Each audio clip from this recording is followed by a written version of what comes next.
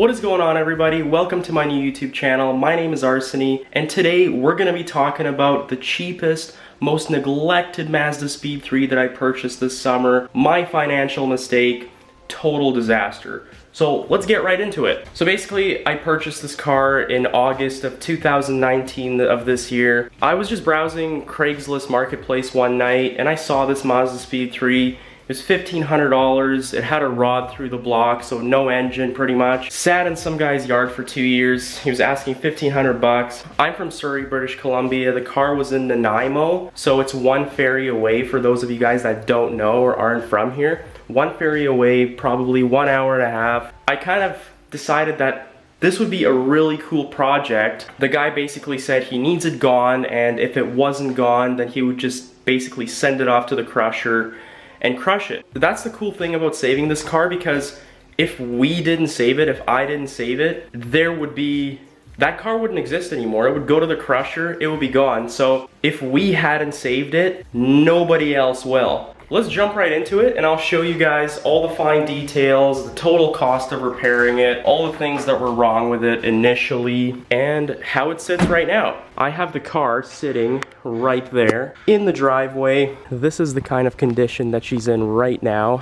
This is how she sits. I told the guy, okay, we'll meet up tomorrow night, 4 o'clock. 4 or 5 o'clock-ish. We met up with him, and the car was a disaster. It was in even worse shape in the photos. He told me that it was in good shape. It wasn't in good shape. So we kind of talked it over. We made a deal. We came to a deal. So he was asking 1,500 bucks, and then he went down to 12, and I thought, okay, this is still kind of shitty. Like, it had a bunch of body damage. The front bumper was coming off. It was just a mess. So I ended up saying, look, like, it's either we buy it or like you're gonna send it to the crusher. There's no other option, right? So we'll offer you $900 Canadian, and we will tow it away right now with my buddy's tow truck. Everything's good to go. Take it or leave it kind of idea. And he said, you know what, fine. Like, we were gonna crush it anyways, and that's totally okay. Like, we'll make the deal, we'll make it work. First things first, the engine. The engine was completely blown out. It started out with the 2.3 direct injected DISI motor from Mazda. Since these direct injected 2.3s, they go for about, I don't know, $4,000, $5,000 in good condition with low miles. We're working on a budget here, so we couldn't really afford that. So what we actually ended up doing is we stripped everything down. We took the head off. We took the whole engine out, and we ended up going with a 2.5 liter Duratec motor for the block. So the block in this car, 2.5 Duratec right now from the Mazda 3 2011 2.5 liter non-turbo block. Still has the Speed 3 DISI head, so that's good. Still direct injected. We got the 2.5 block from our local salvage yard for $1,100, 70,000 kilometers on it. That's kilometers, not miles. Ooh, also it came with this factory, in case you guys didn't know, these Mazdaspeed 3s, they actually came with this factory Mazdaspeed 3 cold air intake stock. So it goes from the turbocharger into the bumper, and it has a little heat shield down there as well to protect it from, or not heat shield, like a splash shield to protect it from water, because it's inside the bumper near the wheel well. It has that. And then the other issue with the car was that the front bumper was coming off originally when we went and looked at the car. As you guys may know, these Mazdas, they have very weak bumper clips, and they sit actually pretty low from the factory. So if you go over a speed bump and you bounce up and down with crappy shocks, or you're lowered even more, it will scrape, and sometimes it will break these bumper clips like you guys see here. So I'm a cheapskate.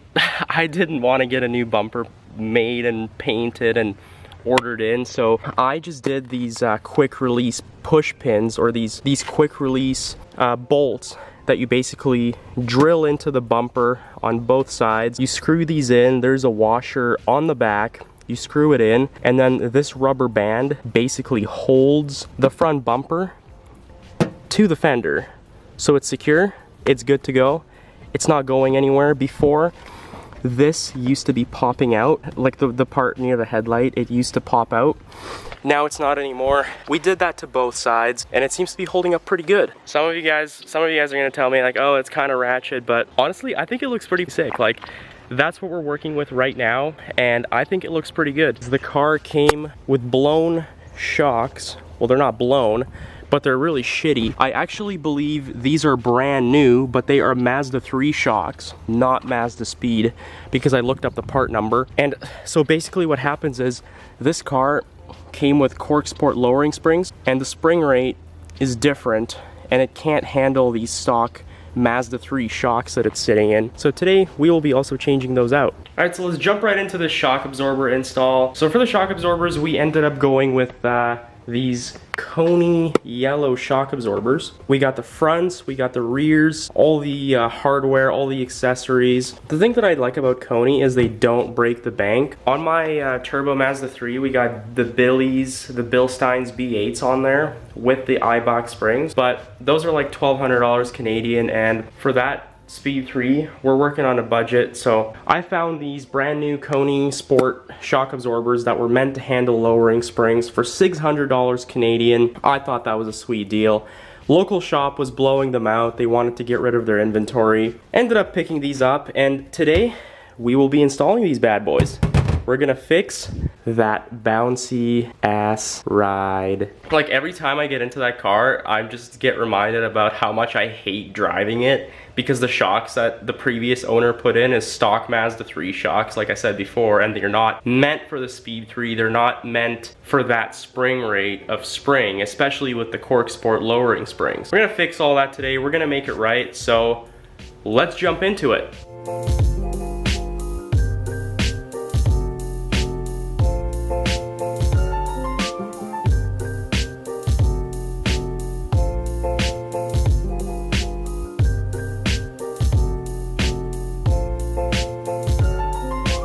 So remember when I told you guys how much of a piece of shit this car was? Like, initially? Check this out. So we're gonna be using the impact gun. We have these lug nuts on the car.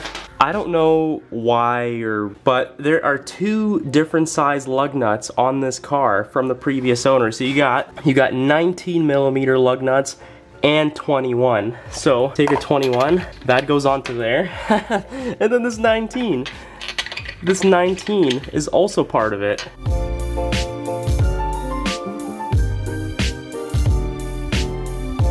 So for those of you guys that don't know, and for those of you Mazda guys that do know what I'm talking about, these Mazdas come with really great suspension setups from the factory. They handle really well. However, as soon as they get more high mileage, stuff starts to break. The sway bar links are very common on them to always go. The control arms, the ball joints underneath there that are built into the control arm, they always go. The shocks always go.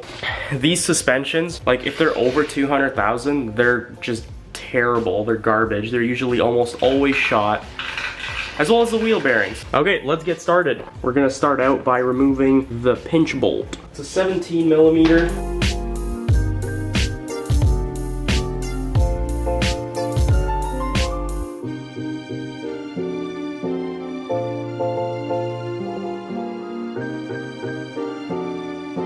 So we got the pinch bolt removed. We got the nut that was on the stud of the sway bar link off. That's good.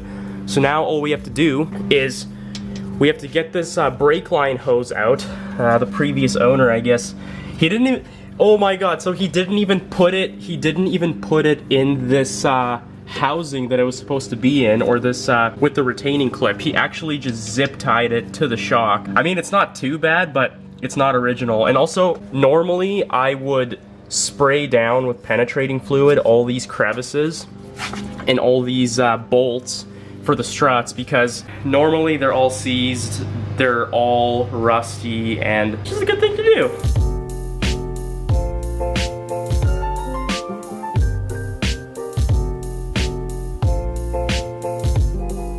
So another thing is, this car, so it basically sat for 2 years with the hood open like this, and some parts under the engine bay have so much surface rust. That's another thing that I wanted to show you guys. It's It's crusty in there. We're gonna be cleaning that up pretty soon, but for now, let's just focus on the shock. As you can see, we need to disconnect those mounts, these 3 bolts on the housing.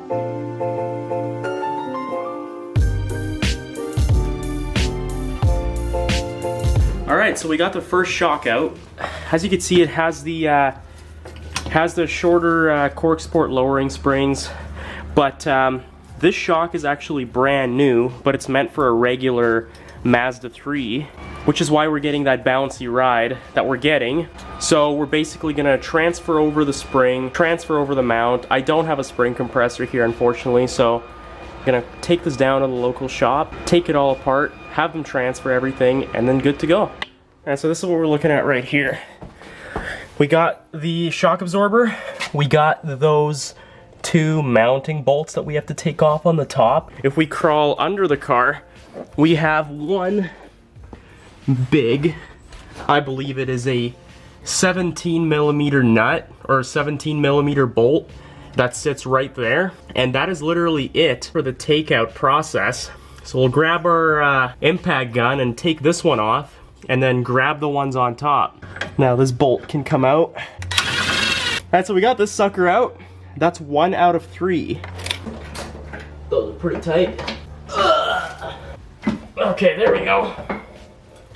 You just have to compress it the right way. So we got one of them out. We're gonna get the other one out. We're gonna go pick up the springs. We're gonna put the fronts in. Then we're gonna put the rears in. Then we're gonna test drive the car, see what changed, see what's improved, see how it rides now. All right guys, so at this point we got the rear shocks out of the car. As you guys can see, we're just gonna place them on this workbench, aka the freezer that we have here. So we got the KONIs on the left here, we got these on the right. We're gonna take the shock mounts off, we're gonna take the bumpers off, we're gonna transfer everything over to the new ones. So let's jump right into it. We have a 13mm wrench and some vice grips. First we're gonna place the 13mm on top of the locking nut on the shock, and then we're gonna have to adjust the vice grips so that way they hold the piston rod in place. Oh damn, that's tight. These are adjustable shocks. I already adjusted them, but you guys can compress the piston rod. You could twist it counterclockwise for firm or clockwise for soft. Depends on the spring rate and depends on the rebound damping that you guys want to do. Same idea, we're just gonna take our nut, we're gonna place it on the piston rod, we're gonna start tightening it up, first by hand, then we're just gonna grab the wrench, do it the rest of the way until it bottoms out and we can't spin it anymore. Hold down that rod again so we can tighten up that nut. And now that we've got that tightened up, now we can continue. I'm very weak today. I can't seem to get this to crack open. I can't believe it. I just lost that nut. It went right under the freezer where all the spiders are. Ah, come on. Where's our bolt?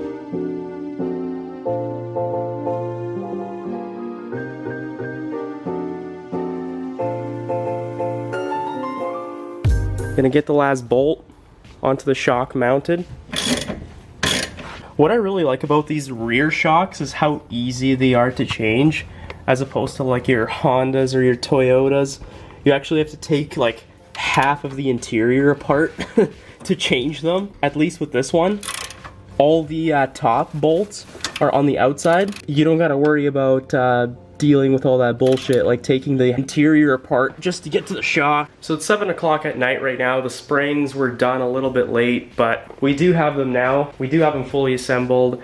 I already did the rears, so the rears are already done. They're all bolted up. Now we just have to do the fronts. I do have this front one in, is just loose right now by one bolt. We're gonna continue by working on the bottom of the shock. So the hard part about getting these shocks in is you have this pinch bolt that goes through here like this to basically put clamping force onto the strut to keep it in place, and it has to slide in perfectly through this knuckle slot at the same time, otherwise it can't be installed. So we're gonna have to do that right now. Gonna take this shock,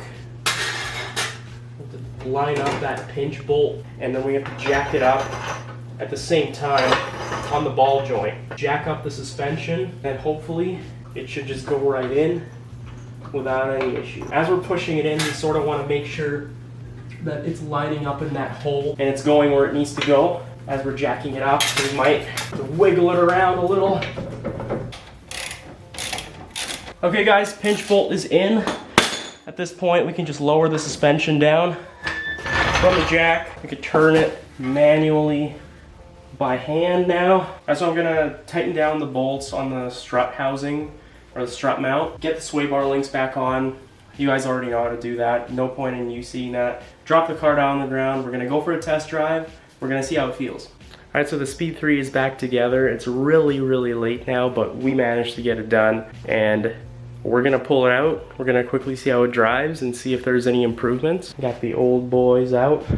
So, let's go see how she drives. All right, so we got the shocks installed. First impressions is the ride is a lot stiffer. I personally set it to the half setting, so the setting between firm and soft. So we put it right in the middle.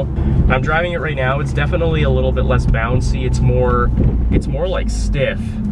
And going around corners, we're gonna take a corner here in just a second. But going around corners is really nice. It really brings out the handling of the car. Is it bad that I want McDonald's right now? Yeah, it feels way more stable than before. Now I can officially say that this car is now a track car, not a junkyard rescue. All right, that is it for tonight, guys. Hope you guys enjoyed the video of the background on how I got my Speed 3 and the shock install. Hope you guys have a great night, and I will catch you guys in the next one. Peace.